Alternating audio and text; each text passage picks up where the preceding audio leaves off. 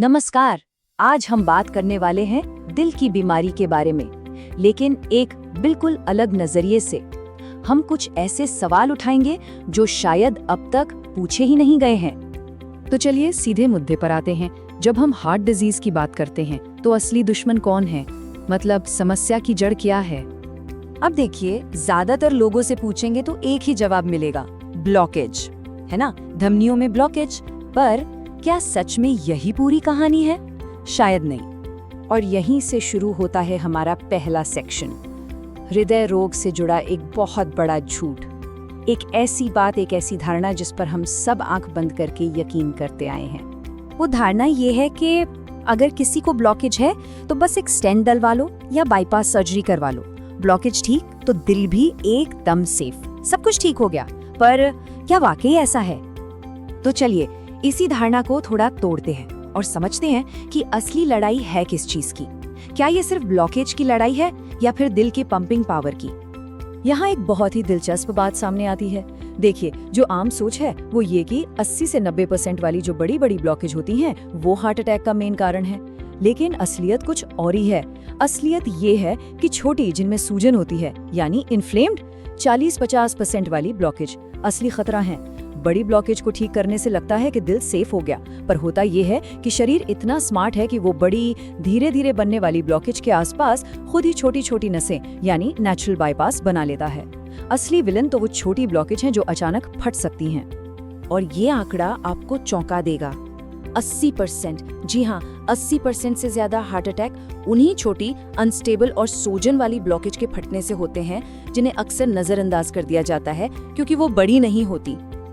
तो इसका मतलब क्या हुआ? मतलब ये कि कोई भी सर्जरी, चाहे वो स्टेंट हो या बाईपास, वो दिल की आमदनी नहीं बढ़ाती, वो सिर्फ रास्ते की रुकावट हटाती है। पर जो असली समस्या है, यानी दिल की कमजोर होती पंपिंग पावर, वो तो जस की तस बनी रहती है। तो चलिए अब ब्लॉकेज की दुनिया से बाहर निकलते हैं और अपना ध्यान उस चीज पर लगाते हैं जो असल में मैटर करती है, यानी कम पंपिंग का हमारे शरीर पर क्या असर होता है। इसे समझने के लिए एक बहुत ही सिंपल सा उदाहरण लेते हैं, इनकम और खर्चे का। मान लीजिए एक हेल्दी हार्ट की इनकम है 60,000 रुपए और शरीर के खर्चे भी हैं 60,000 ही। सब कुछ बैलेंस्ड है, बढ़िया चल रहा है।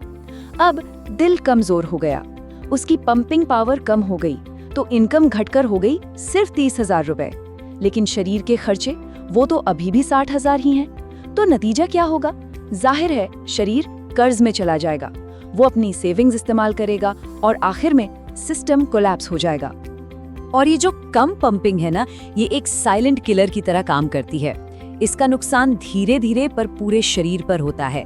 दिमाग को पूरा खून नहीं मिलता तो याददाश्त कमजोर होने लगती है, चक्कर आते हैं, किडनी अपना काम ठीक से नहीं कर पाती, शरीर में जहरीले पदार्थ जमा होने लगते हैं, लिवर कमजोर पड़ जाता है और मांसपेशियों में तो जैसे जान ही नहीं रहती, हर वक्त थकान और कमजोरी महसूस होती है। तो अब सवाल ये उठता है कि अगर असली प्रॉब्लम पंपिंग पावर है तो इसका इलाज क्या है? यहीं पर बात आती है एक नॉन सर्जिकल इलाज की, जिसका नाम है EECP। ECCP यानी एनहांस्ड एक्सटर्नल काउंटर पल्सेशन। ये एक बिना सर्जरी वाली थेरेपी है। ये एक तरह से शरीर के लिए नेचुरल बाईपास बनाने का काम करती है और इसका सीधा मकसद है दिल की पंपिंग पावर को सुधारना।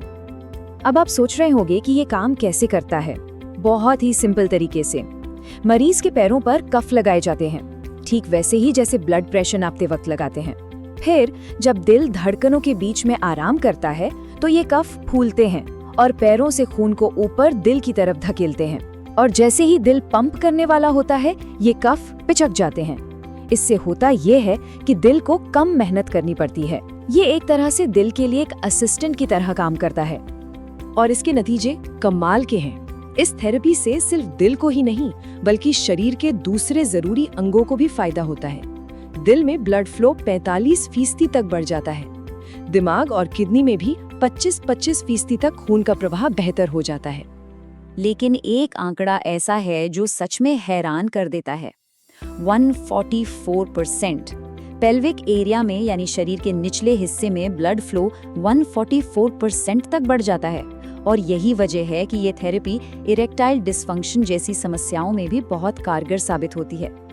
तो मतलब साफ है, EECP सिर्फ दिल का इलाज नहीं है, ये पूरे शरीर के लिए एक ट्रीटमेंट है। ये डायबिटीज कंट्रोल करने में मदद करता है, ब्लड प्रेशर को नेचुरली कम करता है, धमनियों को रिलैक्स करता है, किडनी के डायलिसिस की जरूरत को भी टाल सकता है, और तो और याददाश्त और कंसंट्रेशन को भी बेहतर बनाता है।